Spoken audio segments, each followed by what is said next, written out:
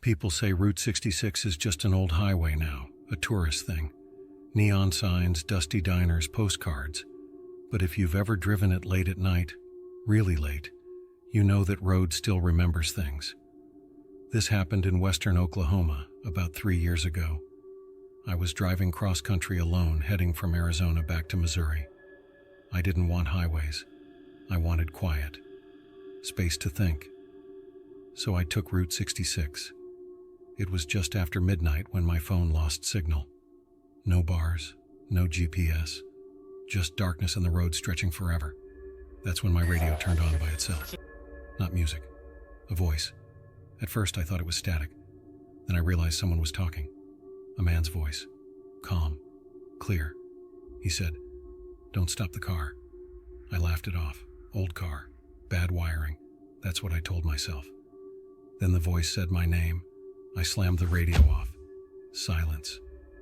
10 minutes later, I saw headlights behind me. An old pickup truck. No modern LEDs. Just dull yellow beams flickering like candles. It stayed far back, never passed, never fell behind. I sped up, so did it. That's when my phone rang. No signal, but an incoming call. The caller ID just said, "Unknown." Against every instinct I had, I answered. The same voice from the radio said, "You didn't listen." My hands went numb. I asked who he was. He said, "I'm the last call people make out here." The headlights got closer. I asked him what he meant. He told me a story. Back in the 1980s, before cell phones, before GPS, there was a stretch of Route 66 where people disappeared. Cars found abandoned, engines still warm, doors open. Witnesses said the same thing every time. They got a phone call or heard a voice, and then they stopped driving. I told him I wasn't stopping. The man laughed, quietly. "That's what they all say." Up ahead, I saw a diner. Lights on, neon sign buzzing, open 24 hours. I felt relief wash over me. Civilization. People.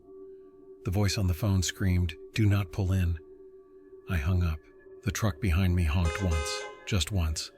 I turned into the diner lot. The moment my tires left the road, everything went silent. No crickets, no wind, no radio. I stepped out of my car. The diner looked wrong up close, too clean. No reflections in the windows. I pulled the door open. Inside, every booth was empty, except one. A man sat with his back to me. Old jacket. Hat pulled low. He raised a finger and pointed to the seat across from him. I didn't sit. He spoke without turning around. "You made the same mistake." I asked him what mistake. He finally turned. His face looked unfinished, like someone erased parts of it. He said, "Stopping." The lights flickered. I ran. I didn't even make it to my car. Suddenly I was standing back on the road, car still moving. No diner, no truck, no headlights, just Route 66. My phone buzzed. One missed call. Caller ID, last call. I drove until sunrise. When I finally got signal, I checked the maps. There has never been a diner where I stopped. But there was a crash there in 1987, one survivor. A man who claimed a voice warned him not to stop. He ignored it, and he was never the same again. I still drive, but I never answer unknown numbers, and I never stop on empty roads at night. Because Route 66, it still makes calls, and one day, it might call you.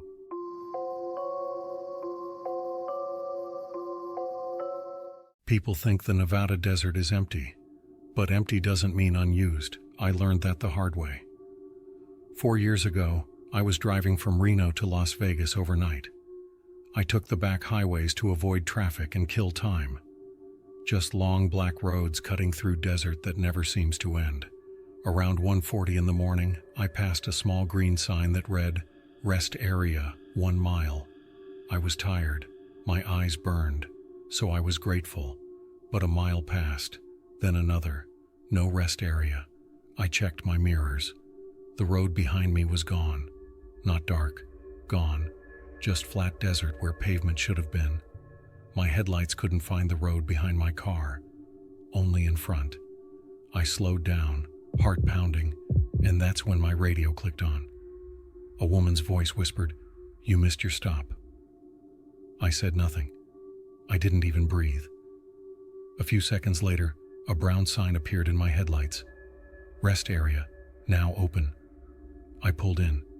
The lot was huge, but empty. No cars, no lights on the building, just a low concrete structure sitting in darkness. I stepped out. The air felt wrong, thick, heavy, silent. No insects, no wind. The restroom doors were open. Inside, the lights were on. I heard running water. A woman stood at the sinks, her back to me. She wore a highway patrol jacket. I said, "Ma'am?" She didn't move. I took a step closer. Her reflection in the mirror didn't move either. It stayed staring straight ahead. I swallowed. She slowly turned her head. Her eyes were completely white. Her mouth opened, and she said, "You already stopped once." The lights shut off. Every stall door slammed at the same time. I ran. I dove into my car, slammed the door, and started it. My GPS rebooted. It showed a blue dot, but no roads, just my dot floating in blank tan space. Then new text appeared. "Rest area, completed." The pavement suddenly reappeared behind me. The radio went dead. My GPS snapped back to normal. I drove until sunrise. The next day I searched Nevada DOT records. There has never been a rest area on that highway. But there was a fatal accident in 2004. A tired driver pulled over on that stretch of desert and walked away from his car. He was found 3 miles into the sand. They said he was talking to someone who wasn't there. Locals still call that stretch of highway the rest area that was already used. And if you ever see that sign at night, don't stop. Because some places don't want visitors. They want replacements.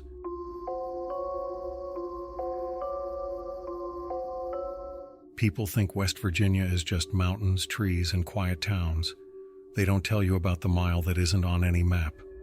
I found it by accident. 3 years ago, I took a night job driving medical supplies between Charleston and a small town called Clay. The pay was good, the roads were empty, and I didn't ask questions. Because in West Virginia, you learn not to. My route was simple. Same roads, same turns, same schedule. Until one night, my GPS rerouted me. It told me to take a narrow road I had never seen before. The name on the screen said County Road 11B. I slowed down. I was sure that road didn't exist. I'd been driving this route for months, but my GPS insisted. So I turned. The pavement changed instantly. No lines, no reflectors, just raw black asphalt cutting through thick forest. My phone lost signal within seconds, and the radio went silent. Not static, silent. The trees grew closer together the farther I drove, bending inward like they were leaning to listen. Then I saw the mile marker, mile 13. I frowned. That didn't make sense. This road wasn't even supposed to exist. A few seconds later, mile 13. Again. Same marker, same number. I kept driving. Another 30 seconds passed. Mile 13. My stomach tightened. The road was looping, but it didn't curve. It stayed perfectly straight. I rolled down my window. No crickets, no wind, no frogs. Nothing. Just my engine. And something else. A shape appeared ahead in my headlights. At first I thought it was a deer, but it stood upright. A man. He stood in the middle of the road, facing away from me. I slowed to a crawl. He didn't move. I flashed my lights. Nothing.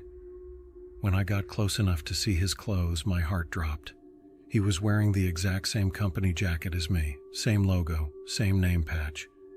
Except the name wasn't mine. It said, Evan. I rolled down my window and called out, "Hey man, you okay?" He slowly turned his head. Not his body, just his head. His face was pale gray, his eyes were dark and glassy, his mouth opened, and he said, "You're on my mile." Then he stepped backward into the trees and vanished. My GPS froze. The screen glitched and replaced my route name with one word: returning. That's when my truck stalled. The engine died, the lights went out, and my doors locked. My phone buzzed in my lap. No signal.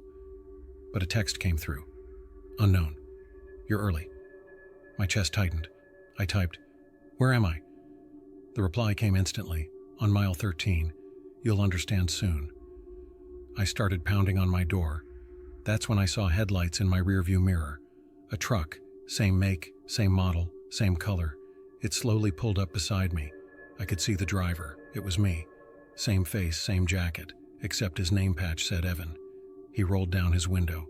He smiled, and he said, "You can go now." My doors unlocked. My engine roared back to life by itself.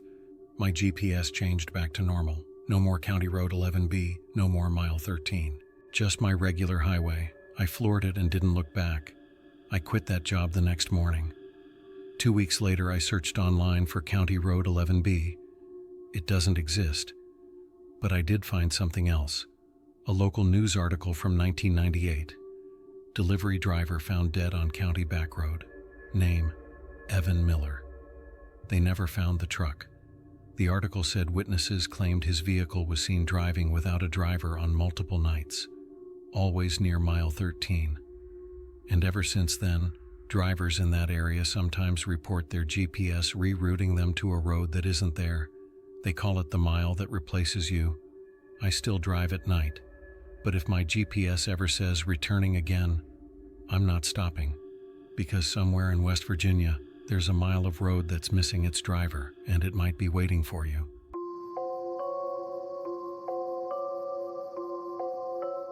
At 2:17 a.m., a Pennsylvania state trooper logged a call that didn't make sense. A delivery driver had reported being rerouted onto a road that did not exist. He claimed his vehicle shut down on its own. He said a woman stepped out of a house that wasn't on any map and told him he was replacing someone. The trooper noted in his report that the driver sounded coherent, calm, not intoxicated, but shaken. No road matching the driver's description could be located. No residence was found, and there was no explanation for how his GPS could have listed a route that wasn't there. I was that driver. I found one of those places by mistake. 6 years ago, I worked as a private courier. Nothing illegal. Mostly documents, medical files, lab samples, things that had to be delivered fast and quietly. Late nights, long drives, and roads that didn't always feel right. One winter night, I was sent to deliver a sealed envelope to a small research facility outside a town called Renovo. It was after midnight when I left. Snow was falling lightly, just enough to make everything look soft and quiet. My GPS told me to take a back road I had never used before. It was labeled simply as Old Creek Road. The turnoff didn't even have a sign, just a narrow break in the trees, but my GPS insisted. So I turned. The road dropped sharply downhill and immediately felt wrong. No reflectors, no center line. The trees leaned inward like they were growing toward the road, not away from it. My headlights barely cut through the falling snow. Less than a minute later, my phone lost signal. The radio faded to static, then silence. Not even snow hitting the windshield made sound anymore. That's when I noticed something strange. My headlights weren't reflecting off the snowflakes. They were falling, but they weren't shining back at me, like my light couldn't reach them. A wooden sign appeared in front of me, White Creek, 2 miles. I frowned. My GPS didn't show any town by that name, but I kept driving. A minute later, another sign. White Creek, 2 miles. Same distance, same sign. I slowed down. The road wasn't turning, it wasn't looping, but I wasn't getting any closer. My breath fogged up the windshield even though the heater was on full blast. Then I saw a house. Old farmhouse style. 2 stories. Porch light glowing yellow. It sat right next to the road like it had been waiting for me. I pulled over. I don't know why. I didn't plan to. My foot just lifted off the gas. The moment I stopped, my engine died. The porch light flickered. The front door creaked open. A woman stood in the doorway. She looked normal at first, mid-30s, long hair, wearing a gray sweater. She raised her hand and waved. I cracked my window and asked if I could use her phone. She smiled and said, "You already did." Cold ran through my chest. I asked what she meant. She stepped off the porch. That's when I noticed her feet weren't touching the ground. She was floating an inch above it. She tilted her head and said, "You didn't come to deliver something. You came to replace someone." My headlights went out. My dashboard died. My phone buzzed in my lap. No service. One new message. Unknown. He didn't finish his route. I typed back, "Who?" The reply came instantly. "You're on it now." Footsteps crunched behind my car. Slow. Heavy. I didn't look. A man's voice whispered next to my window, "Don't make it worse." My door handle moved by itself. The lock clicked. I slammed the gas. The engine roared back to life. I burst forward down the road. The house vanished in my mirrors. My GPS reset. Old Creek Road was gone. I was suddenly back on the main highway. I drove straight to the police station in Renovo and told them everything. They listened quietly. Then one officer pulled a dusty folder from a filing cabinet. Inside was a missing person report. A courier, disappeared 2 years earlier. Last known location, Old Creek Road. Same company, same route. They never found his car, or his body. Just his last delivery envelope. Still sealed, still waiting. I quit that job the next day. But sometimes late at night, my phone still lights up with no signal. One unread message, from unknown. And the preview always says, "Your route is waiting."